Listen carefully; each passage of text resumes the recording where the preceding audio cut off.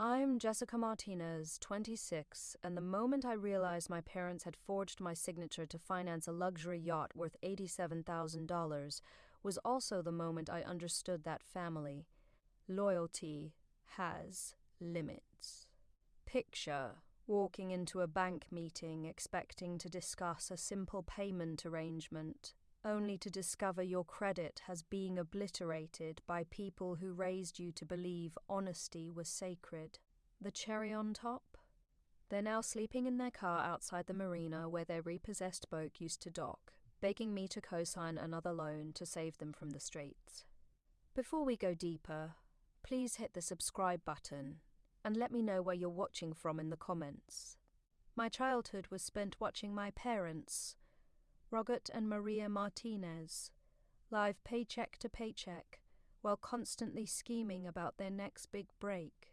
Dad bounced between landscaping jobs and get-rich-quick schemes that never materialized, while Mom worked at a dry cleaner but spent her evenings scrolling through social media, envying the lifestyles of people she'd never met. They possessed an almost supernatural ability to justify every purchase as an investment, every debt as temporary, and every financial crisis as someone else's fault. The Martinez household operated on a foundation of borrowed money and deferred consequences. Credit cards were treated like endless money sources. Bills were prioritized based on which companies called most aggressively, and long-term planning extended roughly to the end of each month. I learned early that asking about college funds or savings accounts was pointless because such concepts didn't exist in their financial vocabulary.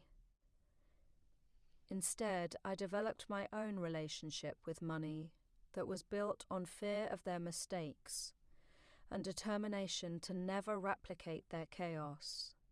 By age 16, I was working part-time at a local grocery store, not for spending money, but to create the college fund my parents would never provide. Every paycheck was split between a savings account they didn't know about and small contributions to household expenses when their dramatic financial emergencies reached critical mass. I watched them cycle through the same patterns repeatedly.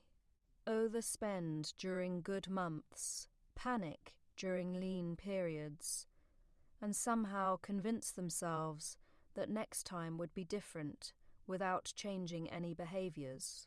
College meant student loans and a work-study program that left me exhausted but financially independent. I chose a state school close enough to commute, which saved dormitory costs but meant continuing to witness my parents' financial decisions firsthand. During my sophomore year, they discovered cryptocurrency and spent 3 months convinced they were going to become millionaires by investing their rent money in digital assets they didn't understand. The inevitable crash left them facing eviction, and I made the mistake of lending them $800 that I never saw again. That loan taught me an important lesson about enabling versus helping, though I wouldn't fully understand the distinction until much later.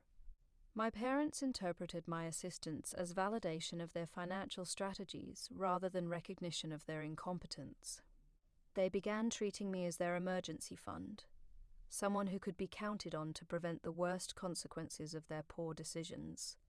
This dynamic established a pattern where they felt entitled to my financial resources whenever their schemes collapsed. After graduation, I moved into a small apartment across town and started my career in accounting, which gave me professional insight into exactly how disastrous my parents' financial management really was.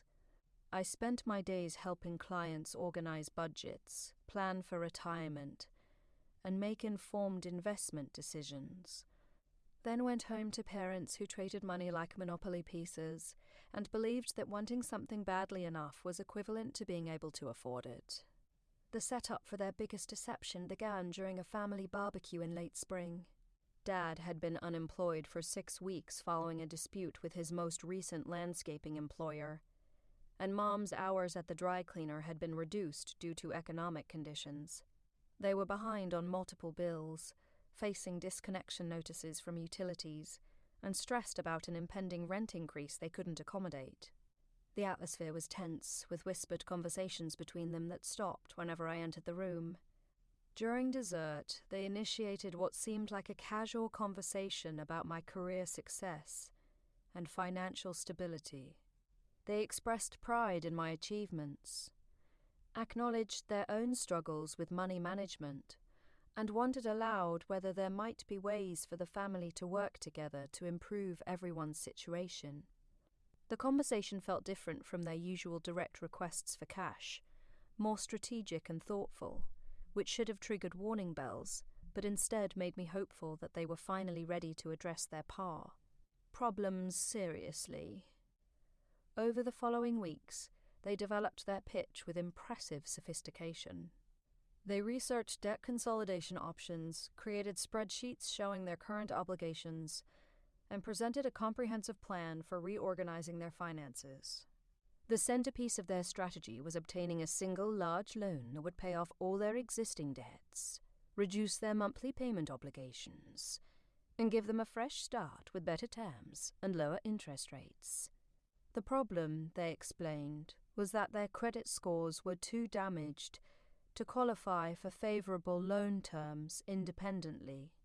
They needed a co-signer with good credit to access the consolidation loan that would save them from financial ruin. They presented this as a temporary arrangement that would benefit everyone.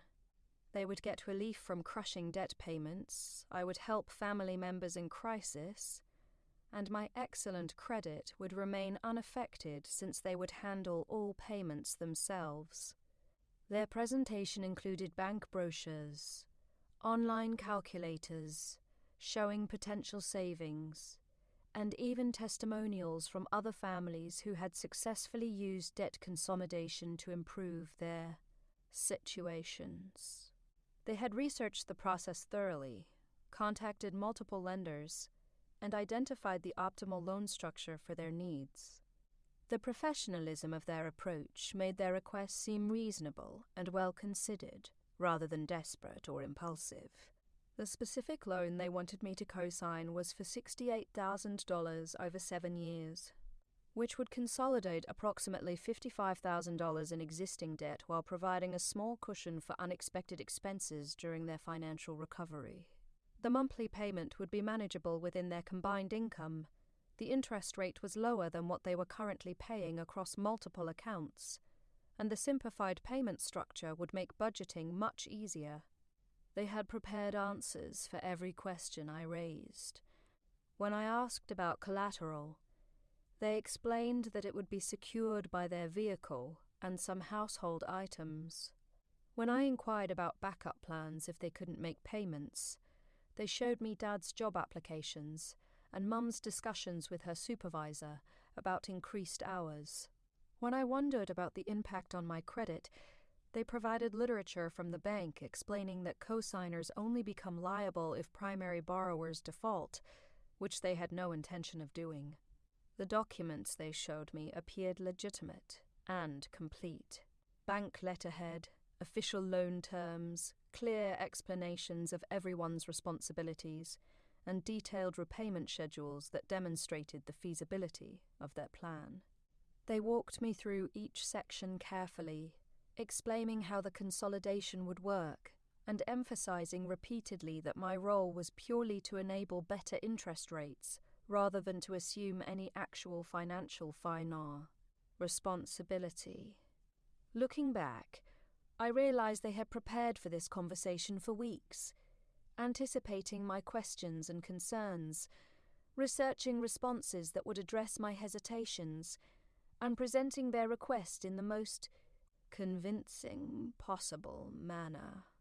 They knew I was financially responsible and risk-averse, so they packaged their scheme as a safe way to help family while emphasizing the minimal risk to my own financial situation. The signing appointment was scheduled for a Thursday morning at a branch office of a reputable regional bank. My parents picked me up. We arrived on time, and we met with a loan officer who seemed professional and knowledgeable. The paperwork process took about an hour. during which the officer explained the terms, verified our identities, and witnessed our signatures on what appeared to be standard loan documentation. During the appointment, I felt confident that we were doing the right thing. The bank environment was professional, the loan officer treated the transaction as routine, and my parents seemed relieved and grateful rather than nervous or evasive. The terms matched what they had described. The monthly payments seemed manageable, and the consolidation strategy made financial sense given their current situation.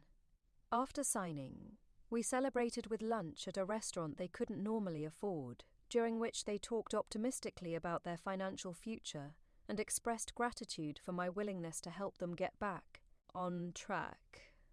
They seemed genuinely excited about the opportunity to simplify their finances and start making progress on debt reduction rather than just surviving month to month. For the first few months, everything proceeded exactly as promised. They made their monthly payments on schedule. Their stress levels decreased noticeably, and they began talking about longer-term financial goals, like eventually buying a house or taking a real vacation. I felt good about having helped them achieve stability and proud that our family had worked together to solve a serious problem. The first indication that something was wrong came 6 months later when I applied for a car loan and discovered that my debt-to-income ratio was much higher than expected. The loan amount showing on my credit report was not $68,000 as we had agreed, but $93,000. And the collateral listed was not household items and a vehicle, but a recreational boat valued at over $100,000. Initially, I assumed there had been some kind of clerical error or identity mix-up. The discrepancy was so significant that it seemed more likely to be a mistake than intentional deception. I contacted the bank to clarify the situation, expecting them to correct their records and apologize for the confusion. Instead, they confirmed that the loan was accurate and provided documentation showing that the funds had been used to purchase a 36-foot cabin cruiser from a marine dealer. The revelation hit me like a physical blow. Everything my parents had told me about debt consolidation, household expenses, and financial responsibility had been completely fabricated. They had used my signature and credit rating to finance a luxury recreational vehicle that cost more than most people's houses, then spent months making payments while pretending the loan was for necessities rather than bull entertainment. When I confronted them with the bank's documentation, their initial response was to act surprised and confused, suggesting that perhaps the bank had made an error or that we had been victims of some kind of fraud. They maintained this position for several days, expressing concern about the situation and offering to help me contact the bank to resolve what they characterized as a serious mistake that needed immediate attention. However, when I pressed for details about how such an error could have occurred, their explanations became increasingly implausible. They couldn't explain how boat purchase documents had been generated, why a marine dealer was involved, or how their signatures had appeared on sales contracts they claimed to have never seen. Eventually, faced with overwhelming evidence and my persistent questioning, they admitted the truth. The boat had been something they had wanted for years, representing a lifestyle and status level they felt they deserved after decades of financial struggle. They had seen it at a boat show, fallen in love with the idea of owning it, and convinced themselves that they could find a way to make the payments work. When they realized they couldn't qualify for financing independently, they developed the debt consolidation story as a way to get me to co-sign for something I would never have approved directly. Their justification was that they had genuinely intended to make all the payments themselves, that the boat was a good investment that would hold its value, and that they deserved to have something nice for once in their lives. They seemed to believe that their intentions mattered more than their deception, and that I should be understanding about their methods, since they hadn't planned to burden me financially. The boat was docked at an expensive marina 30 miles from their apartment, where they paid monthly slip fees, insurance premiums, and maintenance costs that they had somehow convinced themselves they could afford on top of the SAW. Loan payments. They had been using it regularly for weekend trips, entertaining friends, and generally living the lifestyle they had always imagined, all financed by debt I had unknowingly assumed. When I demanded to see the boat, they reluctantly drove me to the marina, where I got my first look at the vessel that had destroyed my credit and betrayed my trust. It was beautiful, modern, and obviously expensive, with sleeping quarters, a full kitchen, entertainment systems, and all the amenities of a luxury hotel room. It was also completely impractical for people with their income level and financial management skills. Standing on the dock, looking at this symbol of their selfishness and deception, I felt a combination of rage, betrayal, and disbelief that was unlike anything I had ever experienced. This wasn't a momentary lapse in judgment or a well-intentioned mistake that had gone wrong. This was a carefully planned scheme that had required weeks of preparation, multiple lies, and sustained deception to execute successfully.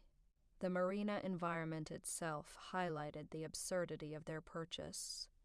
The other boat owners were clearly wealthy, arriving in luxury cars and designer clothing, discussing vacation homes and investment portfolios.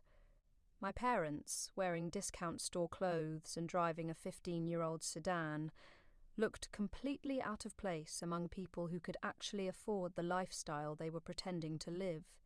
By the time I discovered their deception, they were already behind on payments. The monthly boat loan was $1,400, which was challenging enough, but when combined with marina fees, insurance, fuel, and maintenance costs, their total boat-related expenses exceeded $2,000 per month. This was more than their rent, and they had no realistic plan for sustaining such payments long-term. They had been covering the shortfall by borrowing from credit cards, skipping other bills, and generally shifting money around in increasingly desperate ways.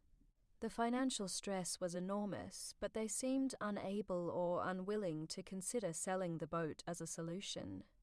Instead, they kept hoping that Dad would find higher-paying work, or that some other solution would present itself to make their dream sustainable. The impact on my credit was devastating and immediate. The large loan balance increased my debt-to-income ratio beyond acceptable limits for most lenders. The missed payments were being reported monthly to credit bureaus, and my credit score was dropping steadily as the account became increasingly delinquent. I was facing the destruction of the financial reputation I had spent years building, all for a recreational vehicle I had never wanted and would never benefit from.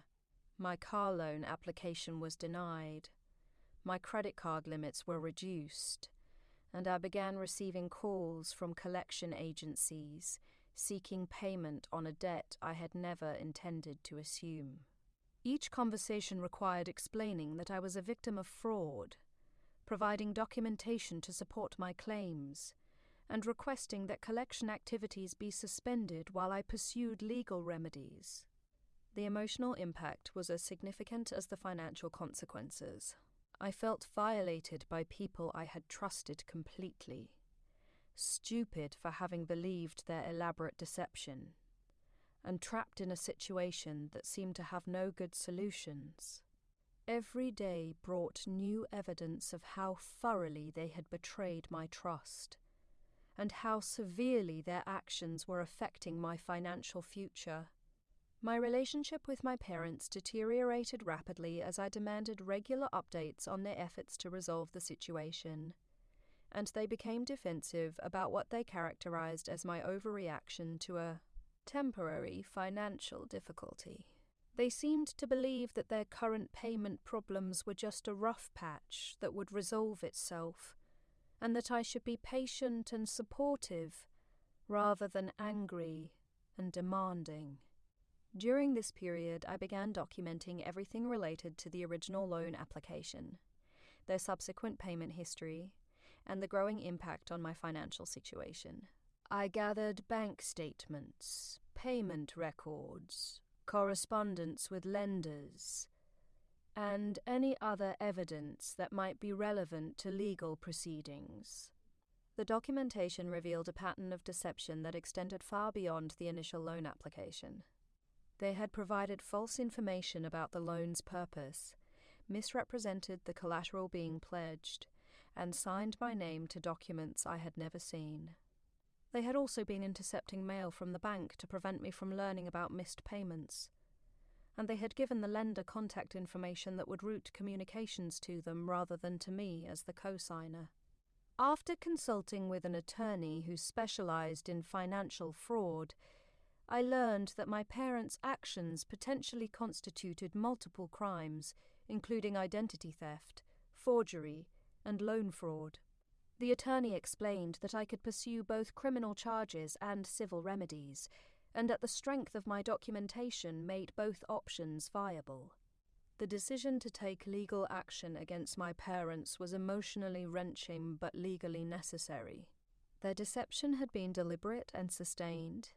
Their actions had caused significant financial harm, and their continued refusal to take responsibility made it clear that they would not voluntarily address the situation.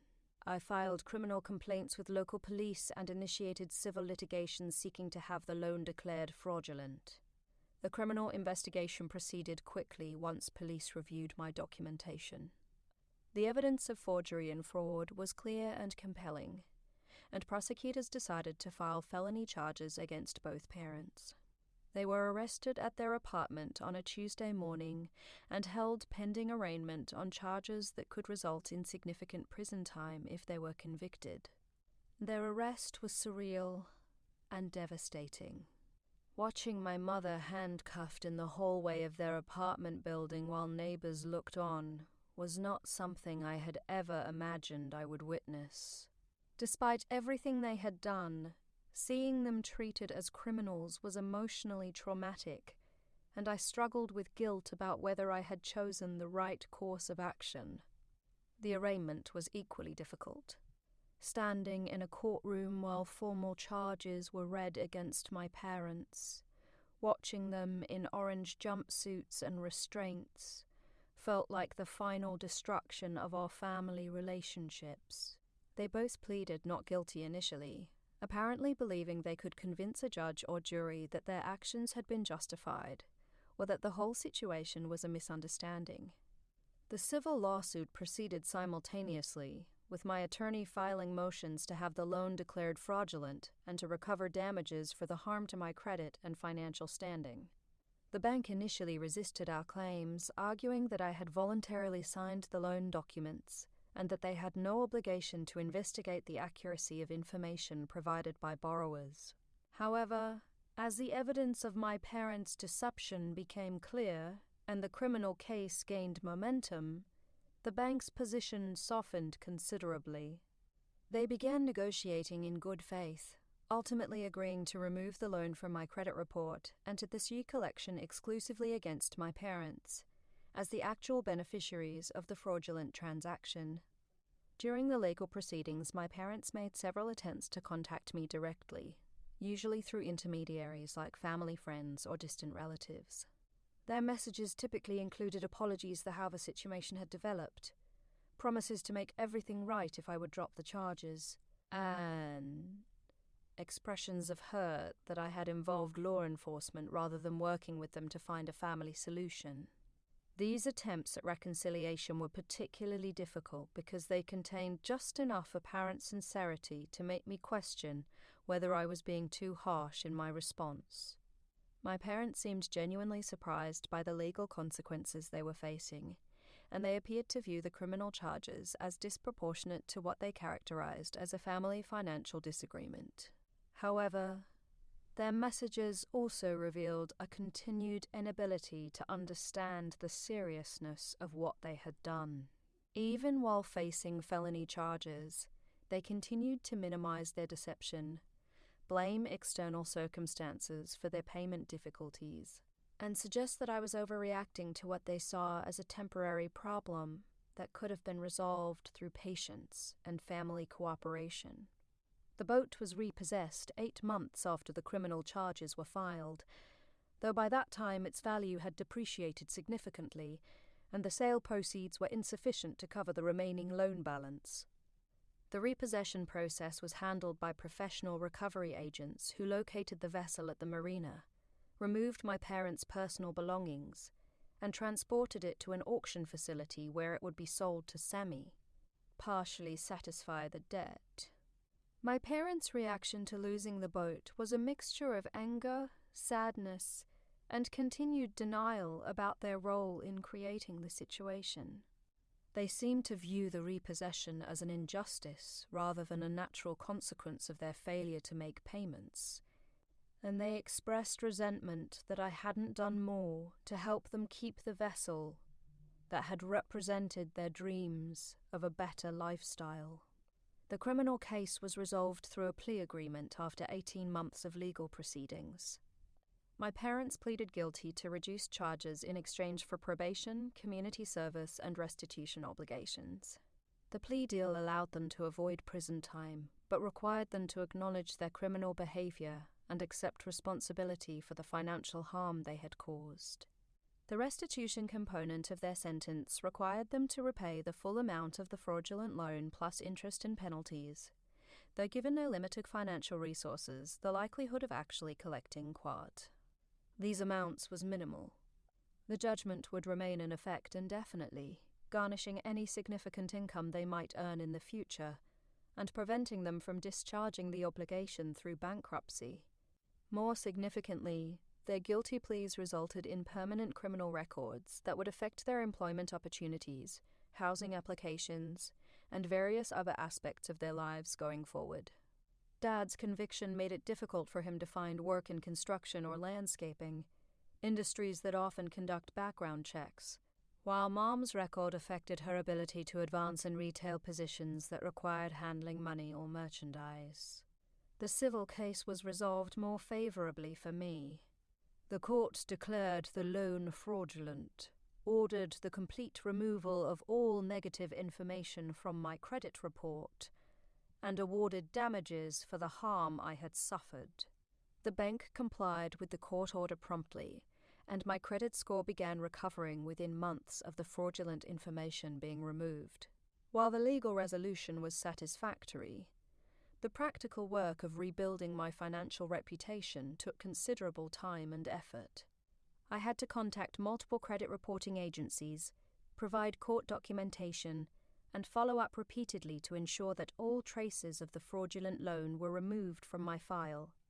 I also had to rebuild relationships with lenders who had previously denied applications based on the false information. During this recovery period, my parents' financial situation continued to deteriorate dramatically. The loss of the boat was followed by eviction from their apartment when they couldn't maintain rent payments while dealing with legal fees, and reduced income from Dad's employment difficulties. They moved into a series of increasingly temporary housing situations, including extended stay motels, friends' captures, and eventually their car. The progression from boat owners to homeless happened with shocking speed. Within 2 years of purchasing their dream vessel, they had lost the boat, their apartment, most of their possessions, and their relationship with their daughter. The lifestyle they had briefly enjoyed had cost them everything they actually owned, and they were left with nothing but debt, criminal records, and the consequences of their choices.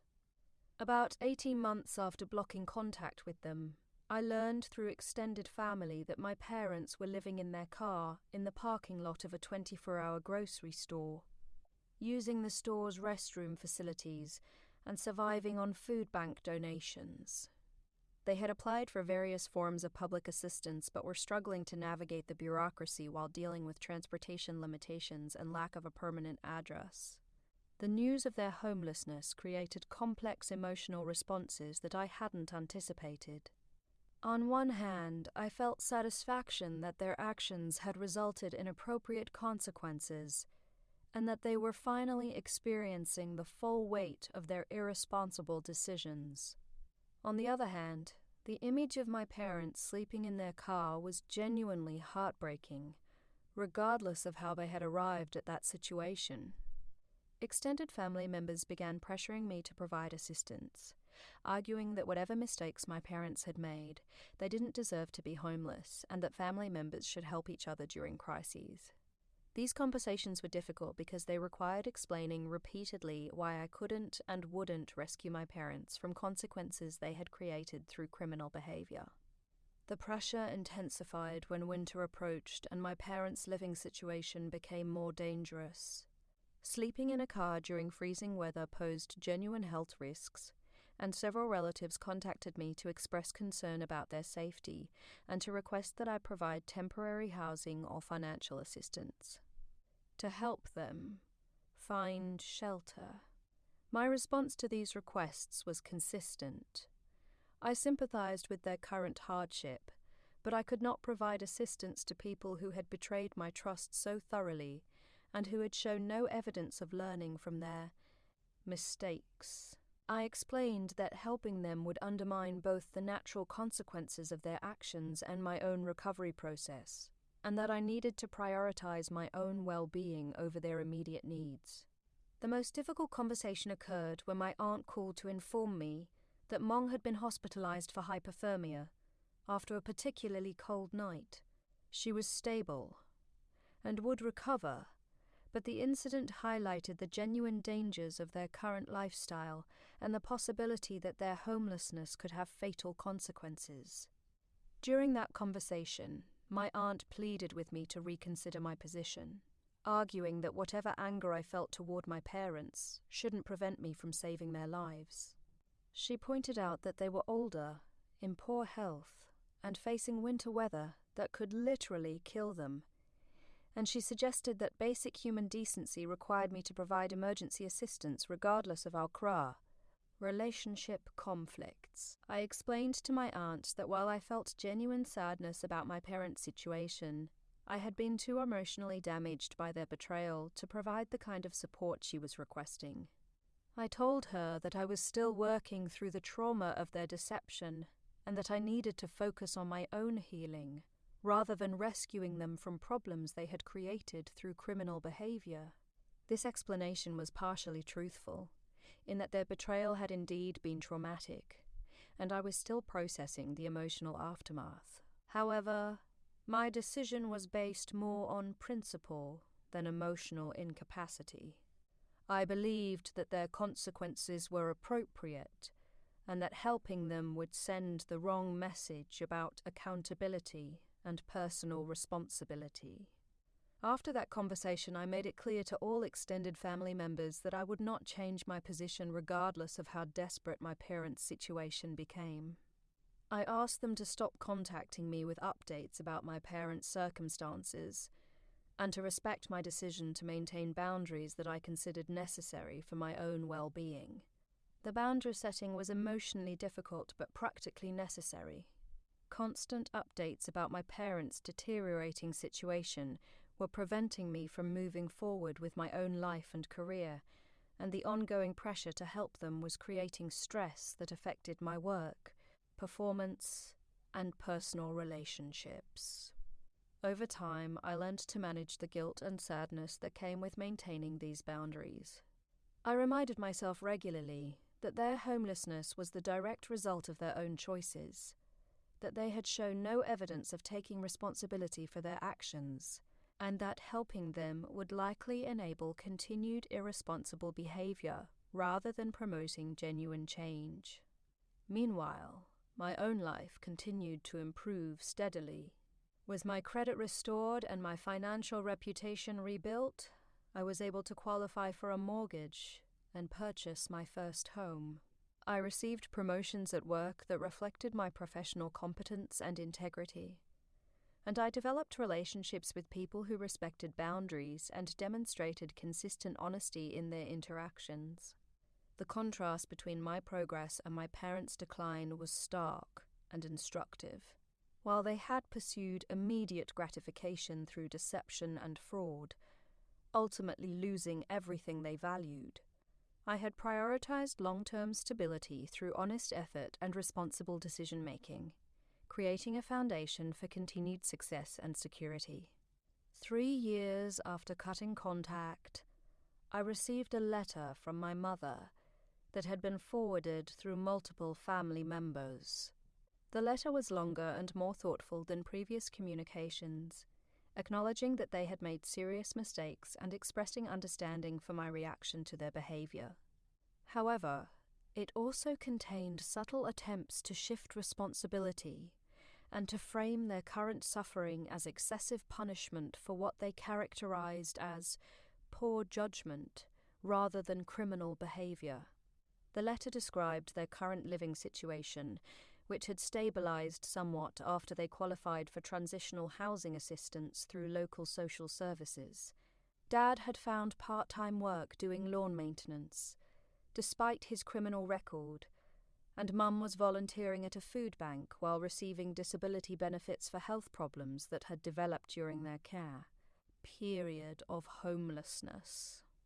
They described learning important lessons about financial responsibility and personal accountability, though their examples suggested a superficial understanding of these concepts rather than genuine insight into, quote, their past behavior. They continued to focus more on the consequences they had suffered than on the harm they had caused, and they maintained that family relationships should be stronger than temporary conflicts over money. The letter concluded with a request to gradually rebuild our relationship, starting with occasional phone calls and possibly progressing to supervised visits if I felt comfortable with such contact. They promised to respect any boundaries I established and to avoid asking for financial assistance or other forms of support that might create conflict between us. After considerable reflection, I decided not to respond to the letter. While I appreciated the more mature tone and the apparent acknowledgement of their mistakes, the underlying patterns of thought remained problematic.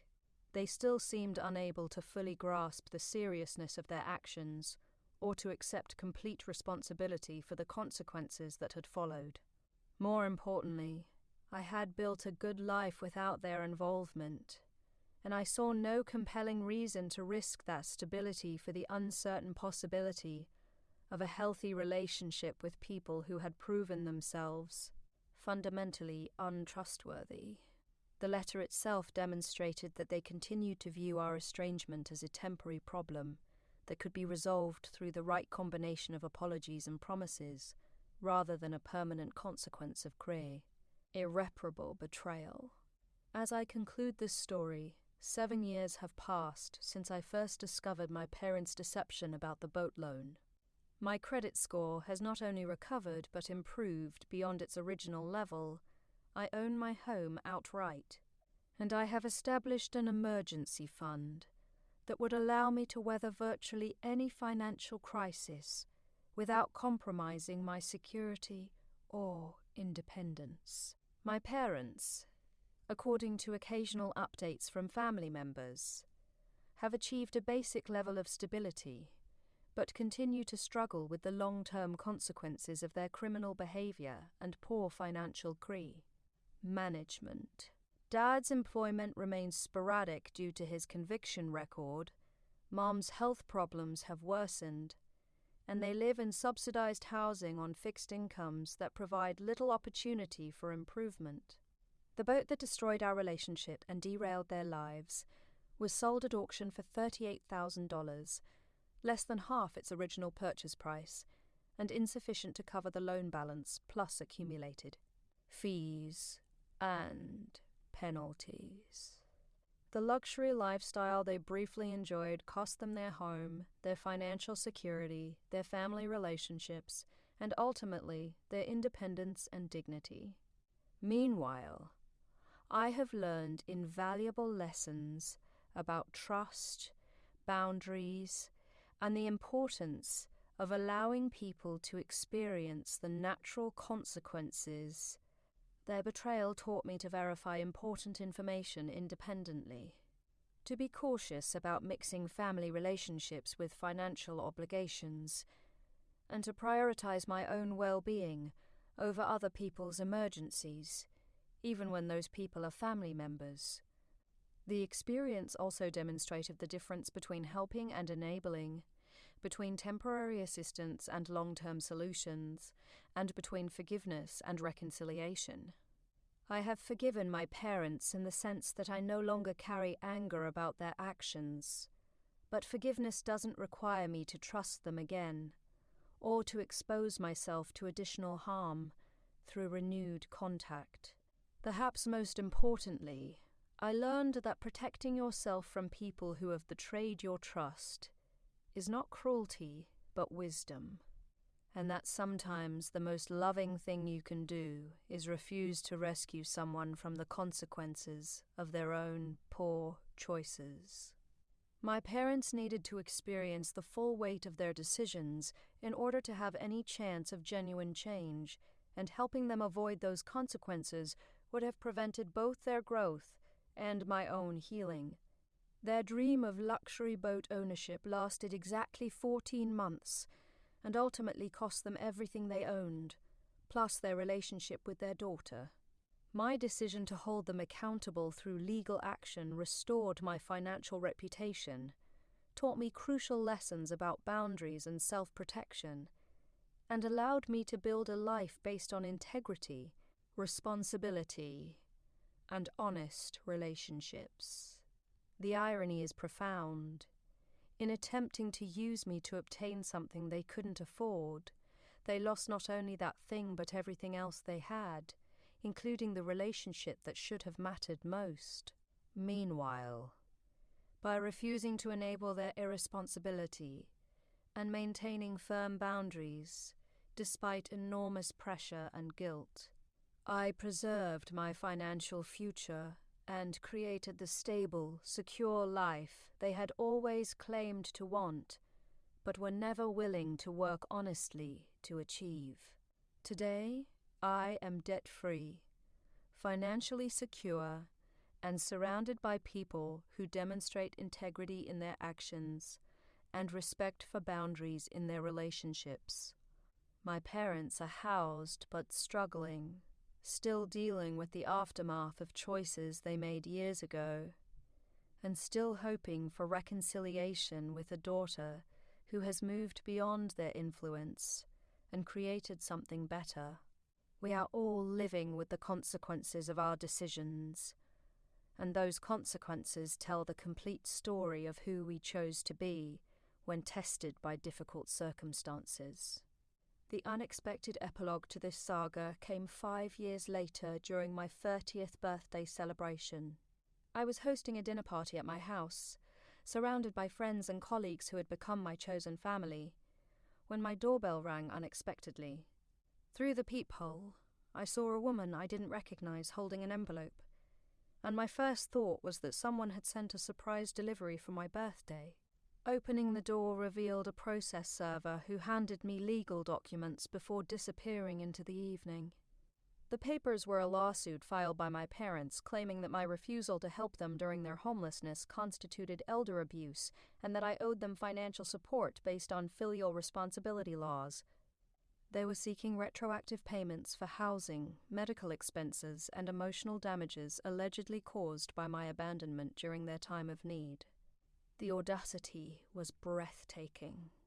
After defrauding me, destroying my credit, and refusing to take responsibility for their criminal behavior, they were now attempting to use the legal system to force me to compensate them for the consequences of their own actions. The lawsuit claimed that I had a moral and legal obligation to support them in their old age, regardless of our relationship history, and that my failure to do so had caused them unnecessary suffering. Reading through the complaint that night, surrounded by the remnants of my birthday celebration, I felt a familiar mixture of anger and disbelief that I thought I had moved past years earlier. They were represented by an attorney who specialized in elder law, and the case had been carefully constructed to portray them as vulnerable seniors abandoned by their successful daughter, rather than criminals who had betrayed their child's trust for personal gain. The timing was particularly calculated. They had waited until I was established in my career, owned property, and had visible financial success before filing their claim. The lawsuit included detailed research into my income, assets, and lifestyle, suggesting that they had been monitoring my progress for years while planning this legal ambush. They even included photographs of my house and car as evidence of my ability to provide support. My attorney's initial assessment was that while their claims were legally frivolous, defending against them would require significant time and expense. Elder abuse laws varied by state, and while my situation clearly didn't constitute abuse or neglect, proving that in court would involve extensive documentation and potentially lengthy proceedings. They were essentially using the legal system to force me back into their lives and extract money through litigation costs, even if they couldn't win on the merits. The discovery process revealed the extent of their preparation and vindictiveness. They had collected testimonies from relatives claiming that I had always been cold and ungrateful, social media screenshots showing my travels and purchases, and even reports from private investigators who had been documenting my activities. They had turned our family tragedy into a business opportunity, methodically building a case designed to exploit legal loopholes and societal expectations about family obligations. Their attorney had crafted a narrative portraying them as reformed individuals who had learned from their mistakes and were now trying to rebuild their lives while being cruelly rejected by their ungrateful daughter. The lawsuit described their current struggles with poverty and health problems while emphasizing my apparent prosperity and heartless indifference to their suffering. It was a masterpiece of manipulation designed to appeal to judges and juries who might sympathize with elderly parents regardless of their past behavior. The most disturbing aspect was discovering that they had been planning this lawsuit for over 2 years, consulting with multiple attorneys, researching similar cases, and building their documentation while pretending to respect my boundaries. Every letter they had sent through intermediaries, every attempt at reconciliation through family members, had been part of a larger strategy to establish a pattern of rejection they could use in court. During depositions, their true feelings about my role and their consequences became clear. Despite their public claims of remorse and responsibility, they genuinely believed that I owed them support regardless of their past actions. They viewed my success as partially belonging to them since they had raised me, and they considered my refusal to help them as theft of resources that rightfully belonged to the family unit. Mom's deposition was particularly revealing. When asked about the boat fraud, she maintained that it had been a misunderstanding rather than deliberate deception, that they had always intended to make payments, and that my reaction had been disproportionate to their actual pride. Wrongdoing. She claimed that filing criminal charges had been vindictive and unnecessary, designed to punish them for making a mistake, rather than seeking genuine resolution. Dad's testimony followed similar patterns, portraying their financial crimes as errors in judgment, rather than deliberate fraud, and characterizing my legal response as evidence of my cruel and unforgiving nature. He suggested that a loving daughter would have worked with them to find solutions rather than destroying their lives through criminal prosecution, and he maintained that their current struggles were primarily my fault rather than consequences of their own choices. Their attorney's strategy became clear during these proceedings. They were arguing that while their original actions might have been wrong, my response had been excessive, and that my continued refusal to help them constituted a separate wrong that justified legal intervention. They were essentially claiming that their crime entitled them to forgiveness and support, and that my boundaries constituted abuse. The case dragged on for 8 months, during which I had to relive every aspect of their original betrayal while defending my right to maintain boundaries with people who had proven themselves untrustworthy. I was forced to provide detailed financial records, submit to psychological evaluations, and endure questioning about my personal relationships and lifestyle choices. The invasion of privacy was extensive and deeply uncomfortable. Eventually, their case fell apart under scrutiny. The judge found their claims legally insufficient, noting that my parents' criminal behavior had destroyed any reasonable expectation of family support, and that their lawsuit appeared to be motivated by greed rather than genuine need. The case was dismissed with prejudice, meaning they couldn't refile similar claims, and they were ordered to pay my legal fees as a sanction for bringing a frivolous lawsuit. The victory felt hollow rather than satisfying. While I had won legally, the process had cost me thousands of dollars, months of stress, and considerable emotional energy. They had succeeded in forcing themselves back into my life, disrupting my peace, and demonstrating that they remained manipulative and vindictive despite their claims of personal growth and remorse. More significantly, the lawsuit revealed that they had learned nothing from their previous consequences. Instead of accepting responsibility and focusing on rebuilding their lives honestly, they had spent years planning another scheme to extract money from me through different means. Their criminal prosecution, homelessness, and social consequences had apparently taught them only to be more sophisticated in their manipulation rather than more honest in their behavior. The aftermath of the dismissed lawsuit brought unexpected relief in the form of complete clarity about my decision to maintain no contact.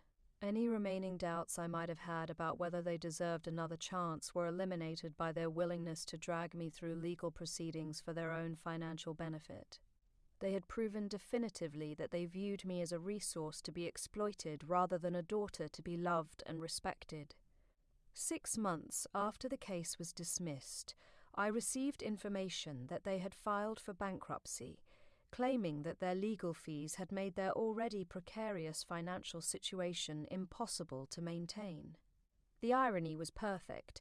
Their attempt to force me to support them financially had instead cost them what little stability they had achieved, leaving them worse off than before they started their legal campaign. The bankruptcy filing included a list of their assets and debts that provided insight into their current lifestyle.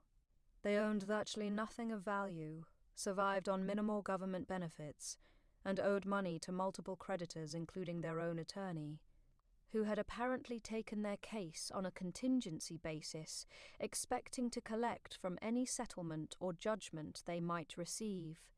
Their living situation had deteriorated again following the bankruptcy. They had been forced to move from their subsidized apartment into a single room in a boarding house that catered to people with criminal records and poor credit histories. Dad's part-time lawn maintenance work had ended when his health problems made physical labor too difficult, and Mom's volunteer position at the food bank had been terminated after conflicts with other volunteers about work assignments. The trajectory of their decline since the original boat purchase was remarkable in its consistency. Every attempt they made to improve their situation through shortcuts, manipulation, or legal schemes resulted in additional losses and further deterioration of their circumstances. They seemed incapable of learning that sustainable improvement required honest effort, personal responsibility, and patience, rather than clever schemes and exploitation of others. Meanwhile, my own life continued its steady, upward progression. I had been promoted to senior management at my accounting firm, earned professional certifications that increased my earning potential, and expanded my investment portfolio to include real estate properties that generated passive income. The financial security I had built was solid, diversified, and growing consistently through legitimate means. My personal relationships had also evolved in positive directions. I had learned to recognize and avoid people who showed signs of the manipulative patterns my parents had demonstrated, and I had developed friendships and romantic relationships based on mutual respect, honesty, and healthy boundaries. The contrast with my family of origin was stark and instructive. The most important lesson from the lawsuit experience was understanding that some people never change their fundamental approach to life and relationships. My parents had faced severe consequences for their deceptive and irresponsible behavior, including criminal prosecution, financial ruin, homelessness, and estrangement from their daughter. Yet, they had responded by developing more sophisticated methods of manipulation, rather than addressing their underlying character flaws. This realization was both liberating and sad. It freed me from any remaining guilt about maintaining boundaries and confirmed that my decision to cut contact had been correct and necessary. However, it also meant accepting that the parents I had once hoped might learn and grow from their mistakes would never become the people I had wanted them to be. The final chapter in our relationship came when I learned through public records that Dad had died from complications related to diabetes and heart disease that had gone untreated due to their lack of insurance and, quote, stable health care. He passed away in the boarding house where they had been living, and his death was discovered by another resident who noticed that he hadn't been seen for several days. The news of his death created complex emotional responses that I hadn't anticipated. While I felt genuine sadness about his passing and the circumstances of his final years, I also felt relief that the possibility of future legal or emotional manipulation had ended. His death represented the closing of a chapter in my life that had been painful and complicated for over a decade. I chose not to attend his funeral, which was a small service paid for by county funds since Mom couldn't afford burial expenses. According to relatives who did attend, fewer than 10 people were present, and Mom appeared frail and disoriented throughout the proceedings. The contrast with the elaborate celebration of life he had probably imagined for himself was stark and sobering. Mom's situation became even more precarious following Dad's death. She was forced to move from the boarding house to a nursing facility when her own health problems made independent living impossible, and she qualified for Medicaid coverage that provided basic care but few amenities or comforts. Her cognitive abilities appeared to be declining, and she struggled to manage even simple daily tasks without assistance. The nursing facility was a stark, institutional environment that served primarily indigent residents with serious health problems and no family support. The contrast with the luxury lifestyle my parents had briefly enjoyed on the boat was profound, and it served as a final illustration of how their pursuit of immediate gratification had ultimately cost them any possibility of dignity or comfort in their later years. 3 years after Dad's death, I received notification that Mom had also passed away, apparently from pneumonia that developed after a fall in her nursing facility room. Like Dad's death, hers was discovered by staff members during routine rounds, and her final weeks had been spent in institutional care with minimal human contact or comfort. Her funeral was even smaller than Dad's, with only the facility chaplain and 2 distant relatives in attendance. She was buried in a county cemetery next to Dad, their graves marked with simple concrete markers bearing only their names and dates. The dreams of luxury and status they had pursued so relentlessly had ended in anonymous poverty and institutional death. Learning of Mom's death brought a sense of finality that was both sad and relieving. The chapter of my life that had been defined by their betrayal, manipulation, and attempts to exploit me was now permanently closed. There would be no more surprise lawsuits, no more attempts at reconciliation, and no more need to maintain vigilance against their schemes. In the months following her death, I reflected extensively on the complete arc of our relationship and its ultimate consequences. My parents had sacrificed everything meaningful in their lives, including their relationship with their daughter, for the temporary pleasure of owning a luxury boat they couldn't afford. Their pursuit of status and immediate gratification had cost them their home, their financial security, their freedom, their health, and ultimately their lives. The boat they had purchased with fraudulent intent was long gone, sold at auction for a fraction of its original cost to satisfy partial payment of debts they could never fully repay. The brief period of luxury and status it had provided was overwhelmed by years of consequences that included criminal prosecution, homelessness, poverty, illness, and social isolation. The cost-benefit analysis was devastating in its clarity. By contrast, my decision to prioritize integrity, personal responsibility, and healthy boundaries had resulted in steadily increasing prosperity, security, and happiness. The difficult choice to hold them accountable through legal action and to maintain no contact despite family pressure had protected my financial future and emotional well-being, while teaching them important lessons about consequences and accountability. The story of my parents' boat purchase and its aftermath serves as a comprehensive illustration of how character determines destiny. Their willingness to deceive, manipulate, and exploit others for personal gain created a pattern of consequences that ultimately destroyed every aspect of their lives they claimed to value. Their inability to learn from mistakes and take responsibility for their actions ensured that these patterns would repeat until their deaths. Meanwhile, my commitment to honesty, hard work, and personal responsibility created a foundation for sustained success and genuine security. The temporary pain of enforcing boundaries and allowing them to experience consequences was overwhelmed by the long-term benefits of building a life based on integrity and authentic relationships.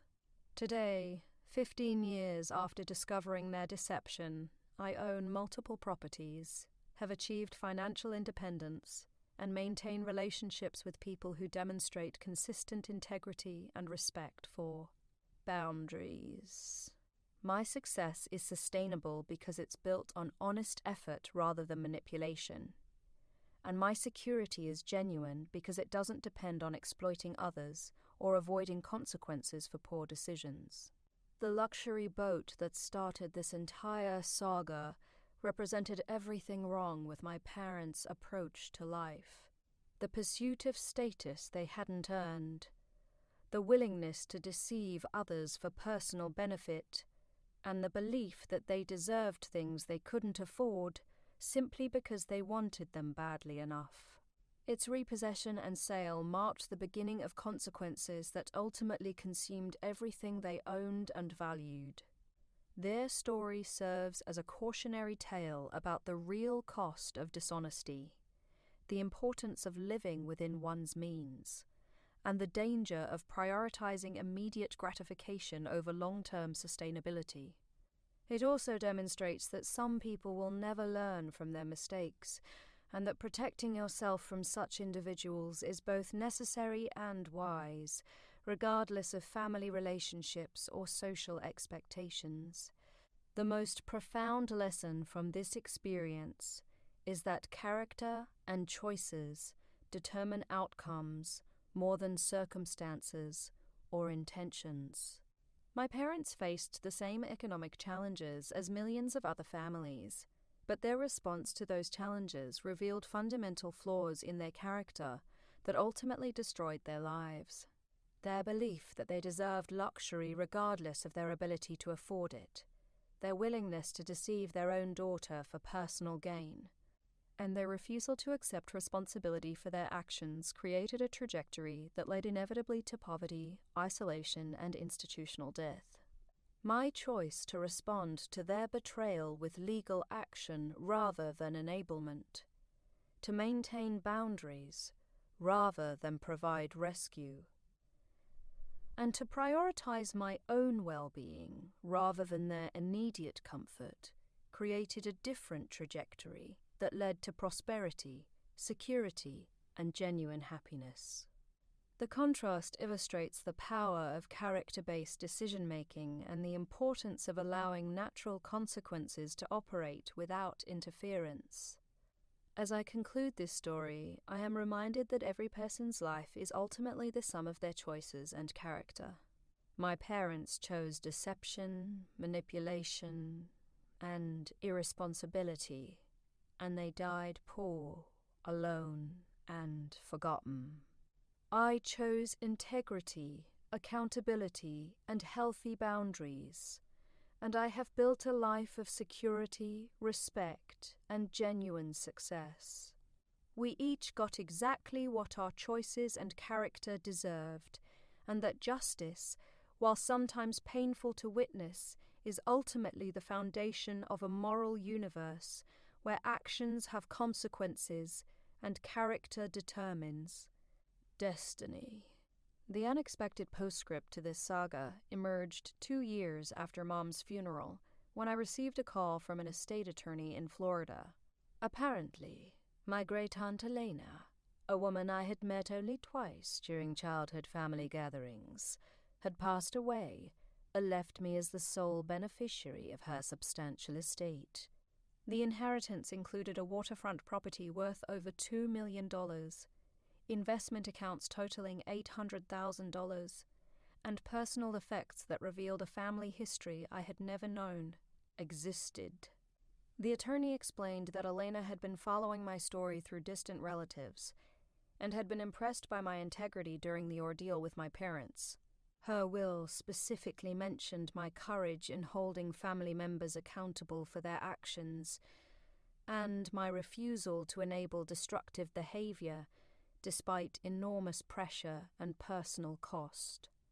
She had apparently viewed me as the only family member who demonstrated the values she respected and wanted to reward that character with financial security that could never be threatened by others. Elena's bequest came with a letter she had written years earlier, explaining her decision to bypass my parents and other relatives in favor of leaving everything to me.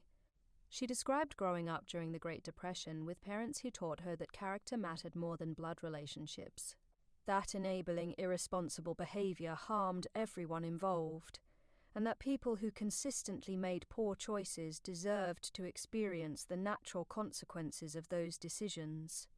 The letter revealed that Elena had been aware of my parents' financial irresponsibility for decades, having witnessed their patterns of borrowing money from relatives, making grandiose promises they never kept, and blaming others when their schemes inevitably failed. She had specifically chosen not to help them during their various crises because she believed that rescue without accountability only encouraged continued bad behavior. More surprisingly, Elena had known about the boat fraud almost from the beginning, having been contacted by other family members who were seeking her financial assistance to help my parents avoid criminal prosecution. She had refused to provide any help, instead expressing admiration for my decision to pursue legal consequences and maintain boundaries despite family pressure to forgive and forget. Her letter included detailed observations about family dynamics that demonstrated remarkable insight into the patterns that had shaped my childhood and young adulthood. She described watching my parents treat me as their personal financial resource rather than their daughter, noting how they had manipulated guilt and family obligation to extract money and support while giving nothing thus meaningful in return. Elena's estate also included documentation showing that she had quietly assisted other family members who demonstrated responsibility and integrity, providing college funds for grandnephews who earned good grades, helping a cousin start a legitimate business, and supporting relatives who faced genuine hardships through no fault of their own. Her generosity was strategic and conditional, designed to reward good character while refusing to enable dysfunction. The inheritance process took several months to complete, during which I learned more about Elena's life and values than I had ever known during her lifetime. She had been a successful businesswoman who built her wealth through real estate investments, careful budgeting, and patient accumulation of assets over decades. Her approach to money was the exact opposite of my parents' philosophy, emphasizing long-term planning, personal responsibility, and earned success rather than borrowed luxury and immediate gratification. The waterfront property she left me was a modest but well-maintained cottage on 3 acres of pristine coastline that she had purchased in the 1970s for $12,000. Through careful improvements and the natural appreciation of beachfront real estate, it had become worth more than most people earn in a lifetime. The property represented everything my parents had claimed to want, but had never been willing to work honestly to achieve. Walking through Elena's cottage for the first time, I was struck by the contrast between her lifestyle and the luxury my parents had briefly enjoyed on their fraudulent boat. Her home was comfortable but not ostentatious, filled with quality items that had been maintained and cherished for decades, rather than expensive purchases designed to impress others. Every room reflected the values of someone who understood the difference between genuine wealth and superficial status. The investment accounts Elena had accumulated told a similar story of patience, discipline, and careful planning. She had consistently saved a portion of her income, invested in solid companies with long track records, and avoided speculative ventures or get-rich-quick schemes. Her portfolio had grown steadily over 40 years through compound interest and reinvested dividends, rather than dramatic gains or risky bets. Her personal effects included journals spanning decades that documented her philosophy about money, family, and personal responsibility. Reading these entries provided insight into the mindset that had enabled her to build substantial wealth while maintaining her integrity and avoiding the financial drama that had consumed so many other family members. One journal entry from the year my parents purchased their boat was particularly relevant. Elena had written about receiving multiple phone calls from relatives asking her to contribute to a family fund that would help my parents avoid legal consequences for their fraud. She had declined firmly, writing that helping people avoid the natural results of their poor choices was not kindness, but cruelty, and that true family loyalty sometimes required allowing loved ones to learn difficult lessons through experience rather than rescue. Another entry described her decision to make me her heir, written after she had learned about my decision to pursue criminal charges against my parents, despite family pressure to forgive them. She wrote that she had been watching my character development for years and had been impressed by my willingness to prioritize integrity over popularity, long-term consequences over short-term comfort, personal responsibility over family politics. The inheritance transformed my financial situation dramatically, but more importantly, it validated the choices I had made during the most difficult period of my life. Elena's recognition that my boundaries and accountability measures had been appropriate and necessary provided external confirmation that I had navigated an impossible situation with wisdom and integrity. The bequest also included a challenge that Elena had embedded in the inheritance structure. Half of the estate was mine immediately, but the remaining portion would only be released after I had demonstrated 5 years of responsible stewardship of the initial inheritance. This condition was designed to ensure that I would continue demonstrating the character traits that had earned her respect, rather than becoming complacent or irresponsible after receiving sudden wealth. Elena's challenge proved unnecessary, as my approach to the inheritance reflected the same values that had guided my response to my parents' betrayal.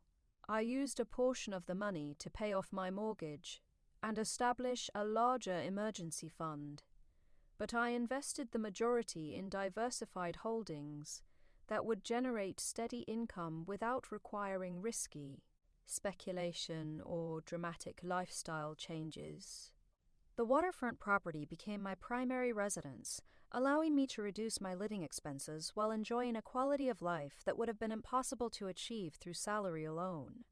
The peaceful coastal environment provided a stark contrast to the stress and drama that had characterized my relationship with my parents, creating a physical space that reflected the emotional tranquility I had achieved through maintaining healthy boundaries. Living in Elena's cottage also connected me to family history that had been largely hidden during my childhood. Her journals and personal papers revealed generations of ancestors who had built modest wealth through hard work, careful planning, and principled decision-making. These family members had faced economic challenges similar to those my parents had encountered, but they had responded with integrity and persistence rather than shortcuts and deception. The contrast between these two family traditions was illuminating and instructive. Elena's lineage demonstrated that financial security was achievable through honest effort and patient accumulation, while my parents' approach showed how the pursuit of immediate gratification and unearned status could destroy everything valuable in a person's life. The inheritance also provided me with resources to support causes and individuals that reflected Elena's values. I established a scholarship fund for students from low-income families who demonstrated academic achievement and personal integrity, created a fund to help victims of financial fraud recover from identity theft and forgery, and supported organizations that provided financial education to people struggling with debt and poor money management. These philanthropic activities were deeply satisfying because they allowed me to use the wealth Elena had accumulated to address problems similar to those my parents had created for themselves and others. Instead of enabling dysfunction or rescuing people from the consequences of their poor choices, I was supporting education, prevention, and recovery programs that helped people develop the skills and character traits necessary for genuine success. The scholarship recipients I met over the years reminded me of my younger self. Hard-working, determined individuals who understood that achievement required effort and integrity rather than shortcuts. Manipulation. Supporting their education felt like investing in the kind of character development that Elena had valued and that my parents had never understood. Working with fraud victims provided additional perspective on the harm caused by financial deception and the long-term consequences of betrayed trust. Many of these individuals had been victimized by family members, friends, or romantic partners who had used emotional relationships to gain access to financial resources. Their stories reinforced my understanding that maintaining boundaries with untrustworthy people was necessary for self-protection, and that forgiveness didn't require continued vulnerability to future harm. The financial education programs I supported addressed the root causes of the kind of financial irresponsibility my parents had demonstrated throughout their lives. Teaching people about budgeting, saving, investing, and avoiding debt traps provided tools that could prevent the cycles of crisis and desperation that led to poor decision-making and destructive behavior. Through these activities, I began to understand that Elena's inheritance had been more than a financial gift. It had been a responsibility to use resources wisely, and to support the kind of character development that she believed was essential for individual and social well-being.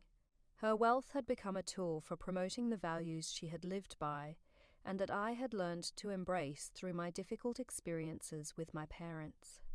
The 5-year evaluation period Elena had established passed successfully, and I received the remainder of her estate along with a final letter she had written to be delivered at that milestone. This letter expressed her confidence that I would continue demonstrating the integrity and wisdom that had earned her respect, and it included additional family history that provided context for her life philosophy, decision-making.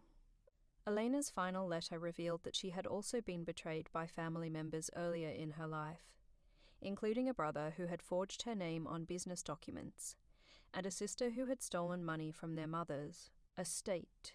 Her response to these betrayals had been similar to mine. She had pursued legal remedies, maintained strict boundaries, and refused to enable continued irresponsible behavior despite family pressure to forgive and forget. Her experiences had taught her that character was revealed through adversity, and that people who betrayed trust for personal gain would continue that pattern unless they faced genuine consequences for their actions.